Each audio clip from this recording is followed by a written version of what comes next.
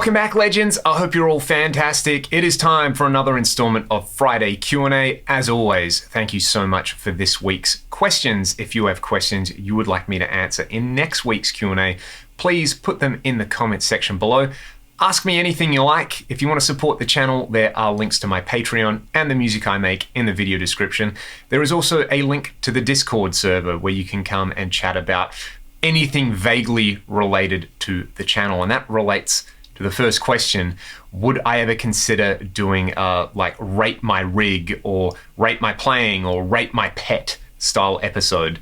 The rate my pet I think would be really fun. So if you want to jump on the Discord server and post a photo of your best mate, then please do that. There's already a pets thread on there, whether it's a furry pet, a scaly pet, or a feathery pet. Put them up there. That sounds really fun, and I would just love to see everybody's pets on there because I love animals.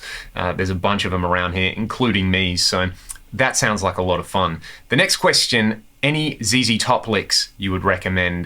Dusty Hill passed away last week, and I never got to see ZZ Top live, so that one hit particularly hard. It just felt like one of those things where they had been around for such a long time, I think over 50 years, that you just assume that they're going to be around forever. And of course, that's never the case with your heroes, and it always hits so much harder when you do consider them heroes. And ZZ Top to me are such a foundational band in just electric guitar. Like if you want to learn how to play electric guitar well, go and learn a bunch of ZZ Top songs. My favorite is Tush.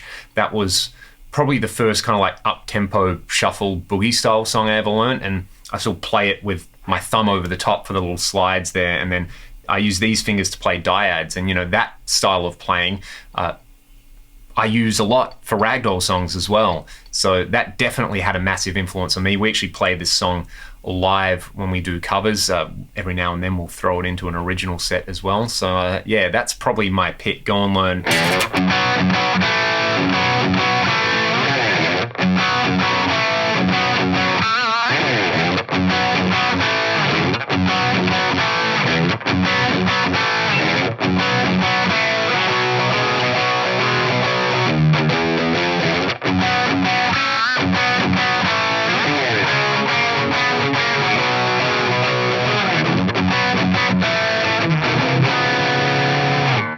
And of course, I don't think pinch harmonics would be as popular as they are without Billy Gibbons. Another song-related question: did I ever get into Vinnie Moore's Meltdown album? I had the song Meltdown back in the day when I had like LimeWire and Kazaa, and I could obtain a single song at a time over like a day. How does that riff go? It's probably some kind of blues scale heavy thing.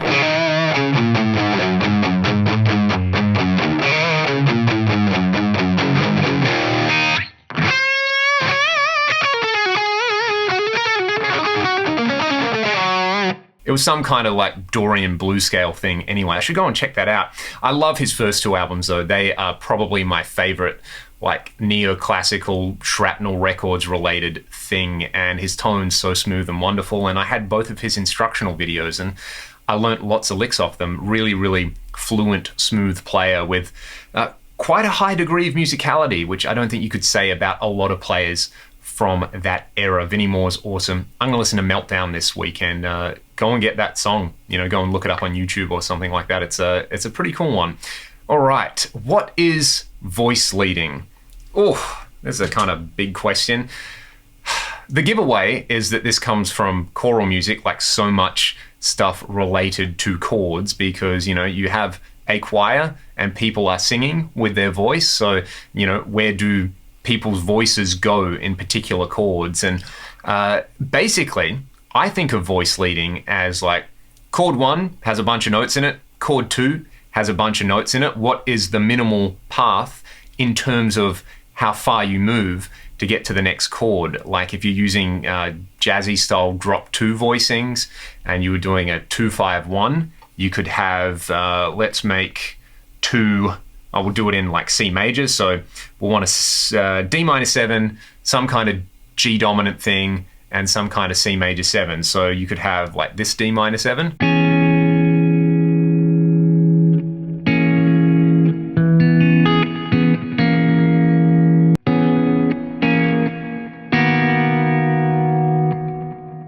rather than, this is not voice leading. Like if you took if you took like a G major chord here and a C major chord here and a D major chord here, that's very not voice leading, that's very parallel.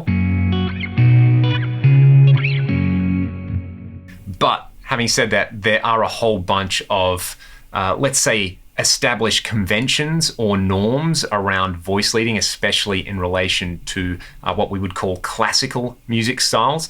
But I just basically think about it like, if I've got two chords, how can I keep the notes of them as close together as possible? I always think of like Steely Dan songs where they would often keep the top note of a chord the same to stitch certain parts together. Like, they might go...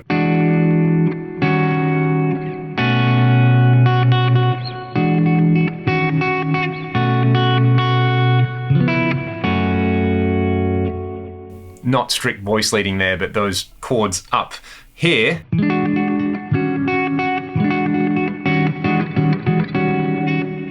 That's probably not even voice leading. This is why you shouldn't listen to me about the kind of big questions in music. But what I was saying before with like the minor, the 2-5-1 stuff, I think was voice leading. So yeah, another really good one, this is one of my favorite examples of voice leading, is you take a sus2 chord, say like D sus2, and then you revoice it so that the 2 or the 9 is the bottom note. So you'd have this.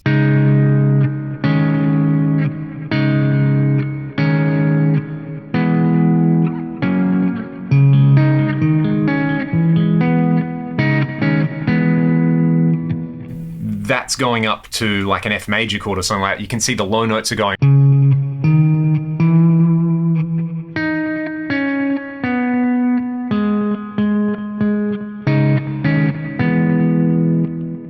So you have those three chords and you have really nice, I would say, well-defined contours on the melodies there. Another great example, Stairway to Heaven, those intro chords.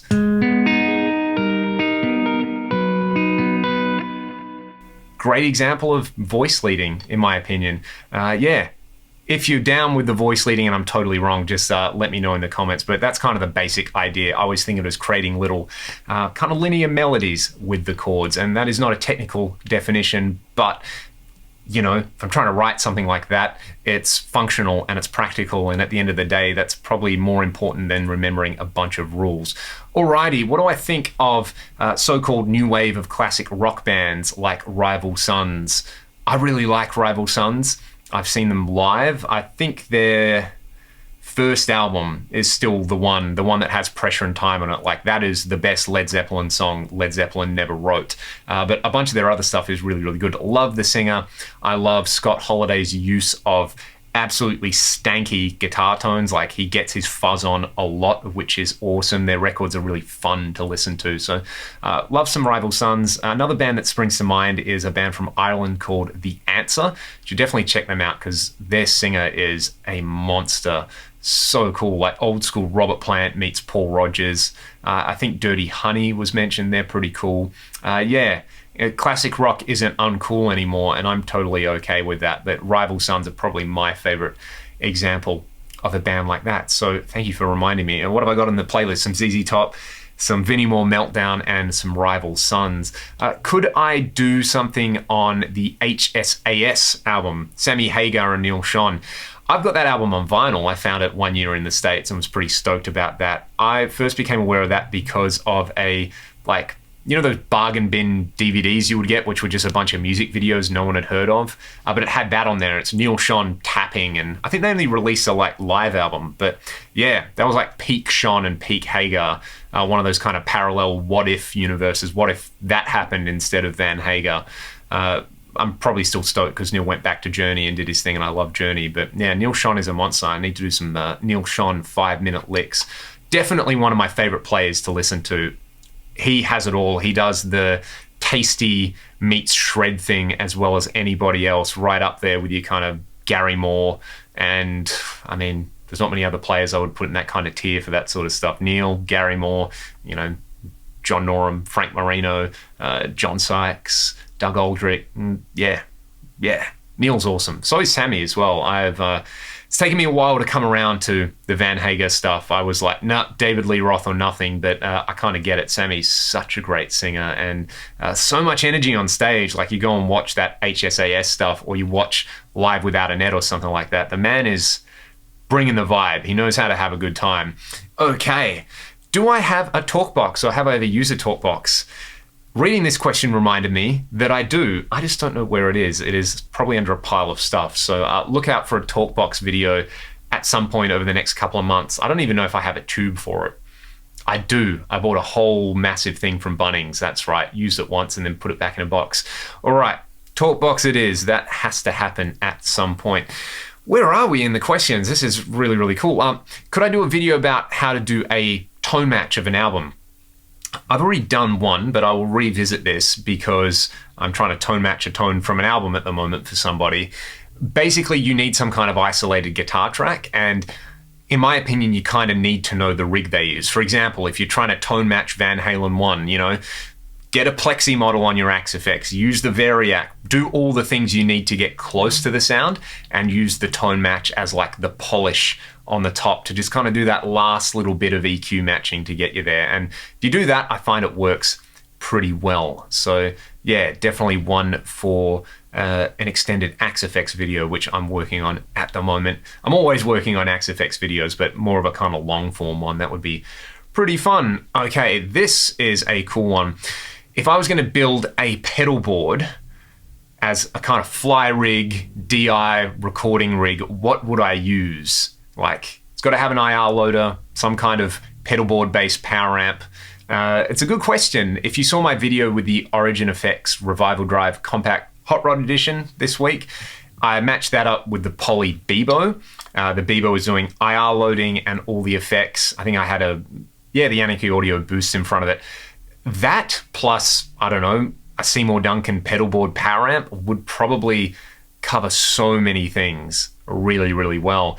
In my case, I just use the FM3 for that kind of stuff. But if you didn't want to go down that route, I think the Revival Drive is probably the best. I'm going to say it's my favorite kind of Marshall in a box style pedal. There's a few other things out there like the Strymon Iridium. You've got the, what's that company that does the Humboldt Simplifier. I haven't tried one of those, but people really like them. Something like that. Bebo is amazing because it can load IRs, reverb IRs, effects, it's a synth, and a power amp would probably do it. Yeah, that's a good one. And one last one related to modeling stuff. How would I go about integrating a gig rig G3 with something like the FM3? That would probably be an amazing setup because I've been looking at the gig rig G3 stuff just because I've got so many pedals and it'd be really nice to have a switchable, functional kind of pedal board. The G3 stuff has stereo loops as well, and I've got a lot of stereo reverb pedals at the moment, and for doing comparison videos I feel like it would be really handy. So what I would do in that case, I would think of the FM3 as the amp and cab. So probably, I think on the gig rigs I have like 4 pre and 4 post loops. So you stick the FM3 in whatever the middle send and return is, you're done. And then you put all your time-based effects like your reverbs and your delays in the last few loops. You put your drives, your comps, your modulation effects before it.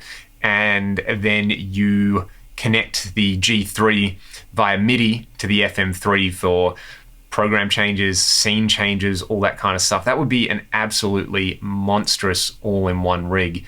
And if you do end up doing it, I would love to see and hear it. Sounds like it'd be a lot of fun. Alrighty, that is all for this week's video. You probably all noticed that I have a small Australian parrot on my shoulder as well. This guy is called Eula. Isn't he beautiful? Aren't you a beautiful boy? Yeah? Yeah? You've been really, really well behaved. And you just crapped on the floor. Hey, that's what birds do. Anyway, we're going to say thanks so much for watching this week's video. You're fluffing up now. Don't tell me you're getting stage fright, mate. Well, the people love you. Look at you.